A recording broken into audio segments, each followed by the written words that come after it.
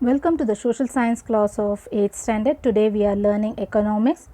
Students, I think this is the first time you are learning this branch, economics. So you need to be introduced to this branch. So the first chapter of economics is Introduction to Economics. What will you learn in this chapter? Introduction to Economics. The meaning of economics, basic concept of economics, the importance of studying economics, identify activities through narrating the basic economic problems, the difference between micro and macro economics. Meaning of economics. The word economics is derived from the two Greek words, okos meaning household and nomos meaning management. So looking at these words, if we join, economic refers to the art of household management. Art means it is a skill. How will you manage your home? What do you mean by managing?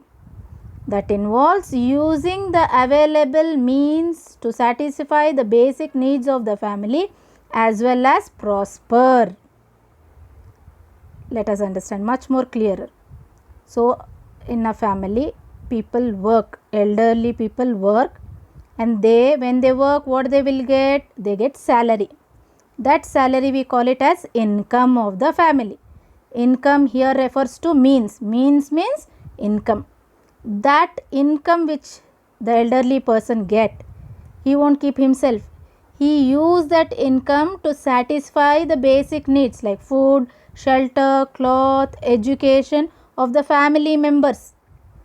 And not only fulfilling the basic needs of the family member, they save the money. For example, if a family is living in a rented house, that too only in single room, as they continue to work, they plan to shift to a bedroom and a hall and a kitchen, a single bedroom and a hall kitchen.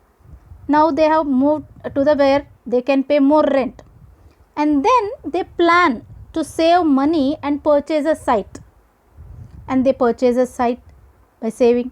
Later they slowly save the money and construct a home. Is it not? From a single room they purchase a site and construct a home. Is it not called economic progress? Yes, this is what is called as the economic prosper of the family.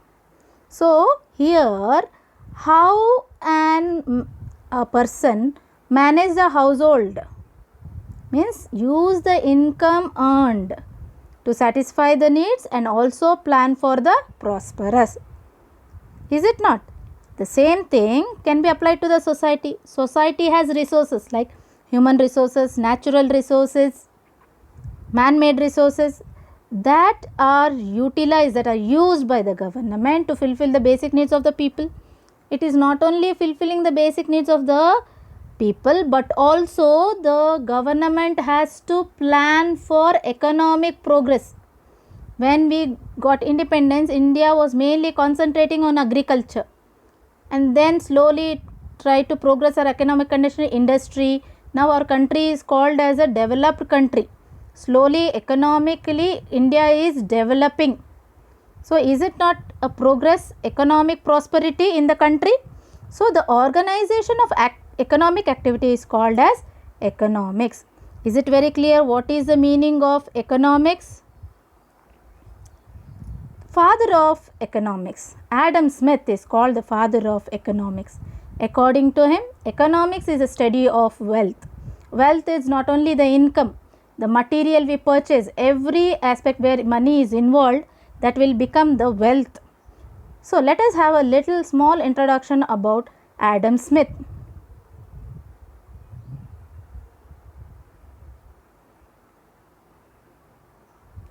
Adam Smith was born in 1723 and passed away in 1790. His exact date of birth is not known, but in baptism it was recorded in 5th June 1723. He was born in Kirkcaldy, Scotland. He attended the school at Burgos School where he learnt Latin and mathematics. Smith attended University of Glasgow. When he was 14, he entered to the Oxford University in 1740. He was a philosopher, political scientist, journalist, editor, scholar, economist. He was well educated person. He was a Scottish social philosopher and political economist. Adam Smith wrote Wealth of Nation and achieved the first comprehensive system of political economy. Synopsis, a brief summary of Adam Smith. Adam Smith was an economist and philosopher who wrote what is considered the Bible of capitalists, the Wealth of Nation, in which he dealt the first system of political economy. Is it clear about Adam Smith? Adam Smith says economic is a study of wealth. Now let us understand the important concept of economics. Now you are seeing the pictures where there is a food items, cloth, phone, bicycle, television, book. What are these things? We have only put some things. If you go on making a list, there are number of things which you can touch. You can physically touch it. What they call in economics for these things which we touch. In economics, there is a word used for the things which you can touch. Let us understand that. We use various things. We use many things in our daily life like food, cloth, books, bicycle, phone, television, mobile, pen, pencil, remote, sofa, chair, so many things. Can we touch all these things? Yes, we can touch. So for the touch, they use the word tangible. For touching things which you can touch, they use the word tangible. These are physical and tangible objects. They are called as goods. So things which you can touch, things which you can physically tangible, they are called as goods. Now what are you seeing in the picture? A doctor is treating a patient. You are seeing vehicles which help us to move from place to place. A teacher teaching students. Internet, tailor stitching and electricity. These are electricity, medical care, tailoring, music, internet services and transport. These are untangible. A doctor treating a patient. Can you touch the treatment? No, it is not possible. A tailor is stitching and giving you the dress, but can you touch the service what she has given? You will listen to the music, but can you touch the music? You will use the internet service, but can you touch? It is not. You can move from place to place. You will go through car, but can you touch the movement of that vehicle? It's not possible. So these are called as a services which are untangible, which you cannot touch, but you are taking benefit of it. It is called as services. Now you have understood the two concepts. One is goods, another one is service. What is goods? The things which are tangible are called goods, and things which are untangible, which you cannot touch, are called as services. The people using goods and services are called consumers. So are you a consumer? Yes. Am I a consumer? Yes. I too use goods and services. I too use internet services. I too use tailor services. I too use goods. Food items, clothes, dress, television, phone. Is it not? So we all are consumer. People who use goods and services are called consumer. The people who are involved, who are engaged in the production of goods and services are called as producer. Example you have taken here, Mysore sandal soap. It is produced in Karnataka. So the producer of Mysore sandal is available in Karnataka. So if you want our goods or services, should we go to the factories? Then how many factories we have to move? There are many products we need. Is it not? We don't use only one single product. We use many goods and services. So who will help us to get the product from the manufacturer? It is the distributor. who will make the goods and services available to our door. It is through transportation, traders, shopkeepers. These people are called distributor. Look at the picture.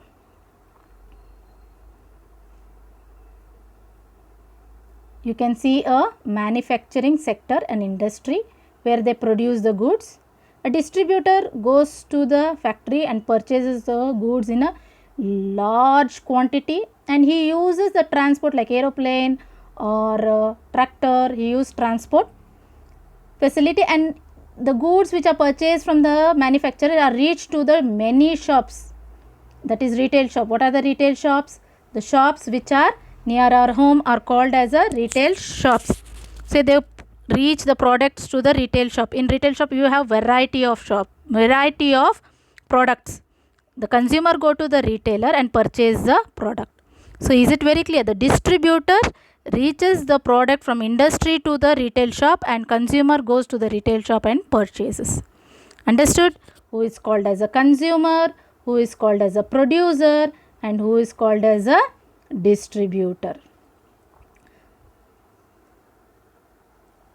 So we require goods and services by the given price. What is price? It is the value of goods and services expressed in terms of money. Price means it is a value. How we will find the value of a product? By the money. For example, look at the picture where Vatika shampoo is there.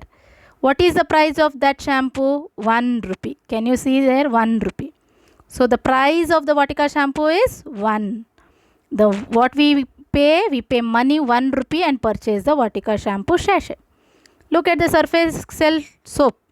The cost of is 10 rupees. So we pay 10 rupees and purchase the product Surf Excel. For service, you are seeing a receipt. It is a receipt of a school where the school charges for them for the services they give. So we pay the fees. That fees is expressed in, that is a price, and we pay the money, it becomes the price of the service. So we understood how we purchase the goods and services is represented by the price. Price is the value of goods and services in terms of money. So how do we get money? We get money by doing work. When we are employed, we are doing work and we get income. That income we use to purchase the goods and services. The income which is spent by the consumer becomes the income for the producer and distributor. Look at the flow chart. A consumer purchases the goods from retailer and he pays the money. That money becomes the income for the retailer. A retailer goes to the wholesaler, he purchases the product from the wholesaler and he gives the money to the wholesaler. And wholesale, that becomes the income for the wholesaler. And wholesaler go to the manufacturer, he purchases the product from the manufacturer, and that amount he pays to the manufacturer becomes the income for the manufacturer. So the consumer purchases goods and services, and he utilizes the money which he has earned, and that income which he spent becomes the income for the producer and distributor. It is not only the producer, distributor and consumer play a very important role. The government also play a very important role in maintaining the law and order. For example, if a producer produces goods and he keeps a rate very high, for example, Vatika sachet shampoo you have seen, if they charge 100 rupees, what we will do? It is a cheating, is it not? Nobody can charge 100 rupees. So who will protect us if a producer does like that? It is the government who protect us. It is a responsibility of the government to maintain law and order. Nobody should cheat the consumer, and neither consumer cheat the producer and distributor. So the government maintains the law and order and provide some common basic facilities like good road, electricity, internal and external security. So government also provides us some basic facility. How does the government get income? The government get income by they charge or they impose taxes for the goods and services they give us or they provide. So by looking at this important concept, economic can be studied like the interaction among the producer, distributor and consumer and government, how they earn the money and how they spend. The core, the center of economic activity is how they earn money, how they spend money. So, economic can be said the study of these economic activity of individuals, or a science that deals with production, distribution and use of goods and services. So now let us understand about the central problem of economics. We cannot have all the goods and services we wish because the money is limited or scarce. So for example, let us take the example of Siddheshwar Fair. When you go to Siddheshwar Fair, you will see many shops, you will see wonderful objects. You will be excited and said, wow, so nice. I want to purchase all the products, all the good things, all the toys.